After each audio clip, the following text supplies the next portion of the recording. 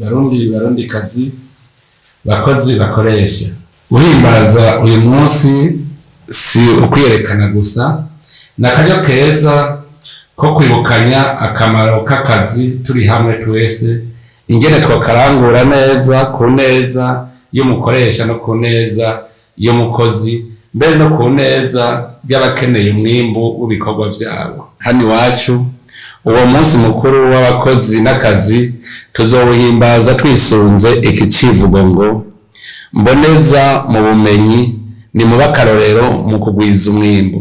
Dushaka ko imboneza ije imbere mu migambi y'iterambere rya bose kandi igasabwa kubera akarorero keza muri vyose abarongoye. Twariyemeje ko dushaka ko Uburundi kiba igihugu kirangwamo impore, umwenegihugu arya akaryama, umwana wese w'igihugu akaronka ubumenyi akagira n'amagara meza, aho umuntu wese aronka ico akora kimuha amafeza yo kwikenura akaronka ivyo akeneye vyose.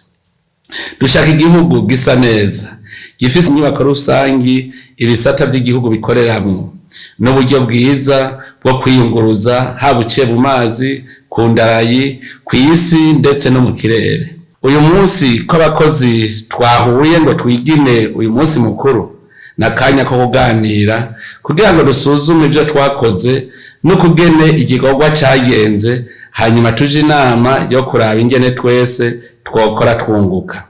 Tumenye ko ubu tugiye gukora turaba iyo tuja mu 2040 no mu 2060. Nsavye indongozi kurema umwizero mu benegihugu, umwizero w'akazoza keza twamaze kubona. N'abenegihugu ndabasavye kugamburukira izo ndongozi kugira ngo twese tujane mu 2060 atawusigaye inyuma. Ni kuri aya majambo mpereje ko subira kubifuriza umunsi mukuru mwiza w'abakozi n'akazi